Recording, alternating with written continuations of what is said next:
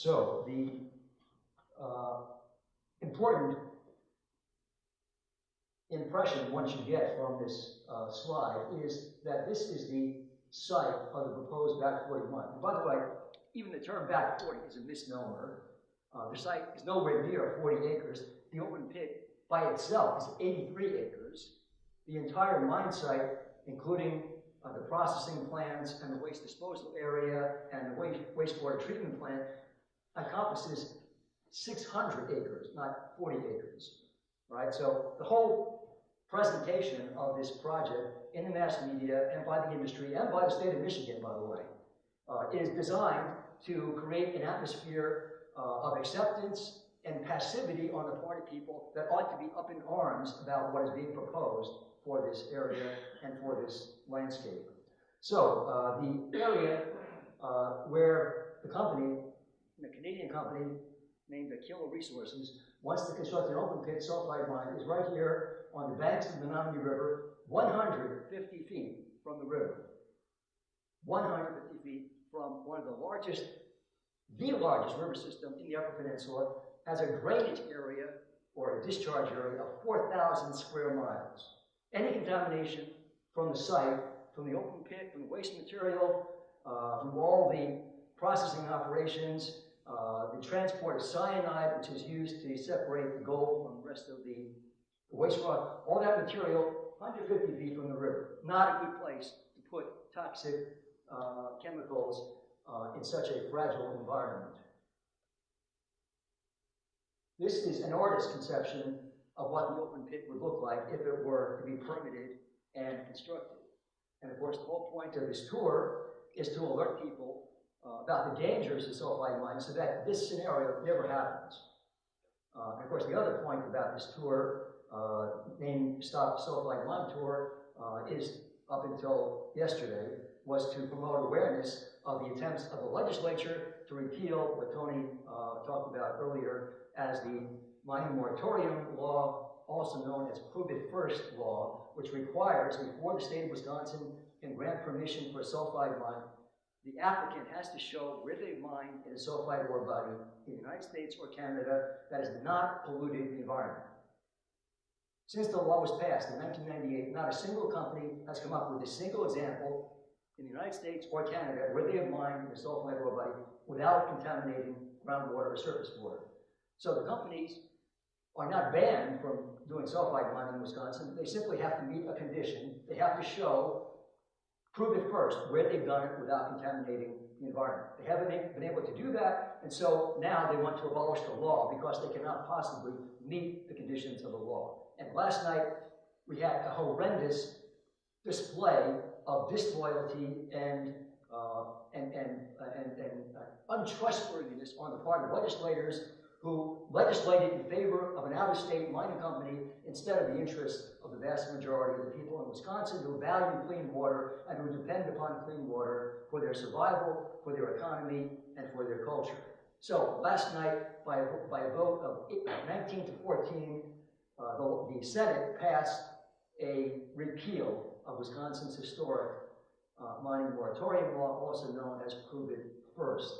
So that part of the tour is irrelevant because the damage now has been done on that particular issue. We still have this issue to deal with, which is an ongoing permitting process on the Michigan-Wisconsin border for another sulfide mine. This is the artist's conception of the open pit, and you see it's very close to the Menominee River.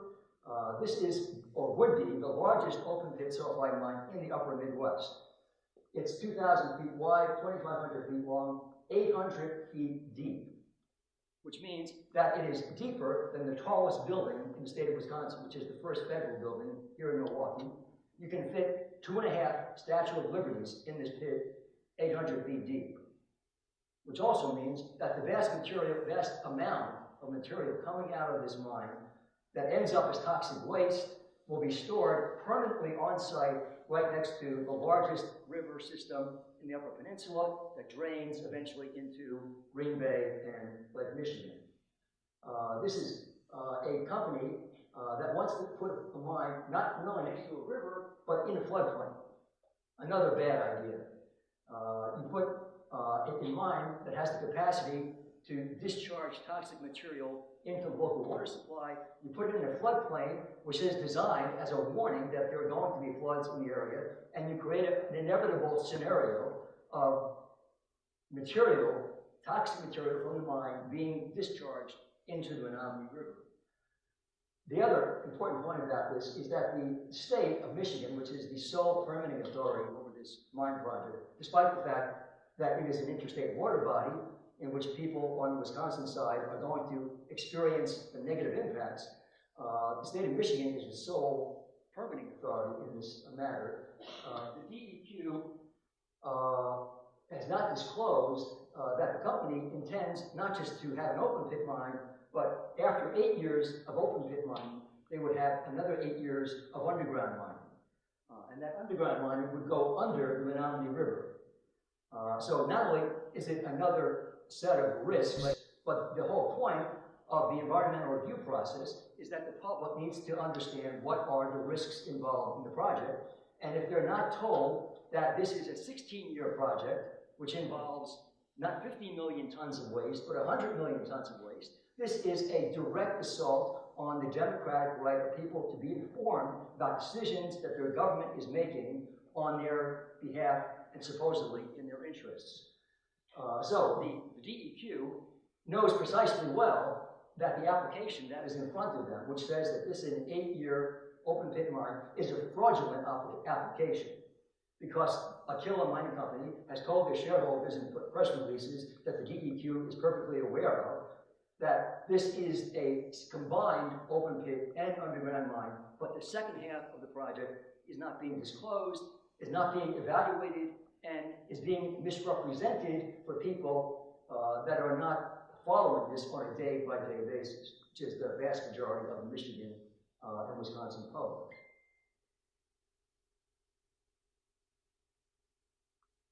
So to give you a sense of where this mine is located, it is the headwaters of the Menominee River on the Michigan-Wisconsin border. The Menominee River flows down into Green Bay, eventually empties into Lake Michigan, so that any contamination that is discharged into the Menominee River is eventually going to end up in Lake Michigan, which is part of the Great Lakes, which is 20% of the world's fresh water, and is a resource that 44 million people in the Lake Michigan area depend on for their drinking water, for their commerce, for their cultural and recreational opportunities, and to risk that kind of destruction in such a precious natural resource, irreplaceable natural resource, is the height of insanity. The federal government, the state governments of Michigan and Wisconsin have all invested millions of dollars, upwards of $41 million, to clean up the Menominee River from past dumping practices of paper mills. They've now cleaned up the river to where it is now a viable habitat for sturgeon and other fish populations, as well as clean drinking water for people downstream from the Menominee, headwaters of the Menominee River. And now, the state of Michigan is on the verge of issuing permits to allow more pollution after they've just spent $41 million trying to clean up previous era of pollution. This is also the site of the Menominee Nation's original villages. Before the Menominee Nation was forcibly relocated from Michigan to Wisconsin in its present preservation, the site of the Menominee Nation was at the actual mine site. Dr. David Overstreet, archaeologist, has described this area as an extensive cultural landscape. It's not just a few burial mounds here and some raised garden beds and village sites. It is an entire miles-long landscape along the Menominee River that is at risk of being destroyed by a mining company that wants a short-term profit for a very small amount of gold and zinc. So the chairman of the Menominee tribe has said our place of origin at the mouth of the Menominee River may be destroyed by any adverse impacts on the land, environment, and water from mining disasters. And Mark is going to talk much more about what this destruction means for the Menominee Nation.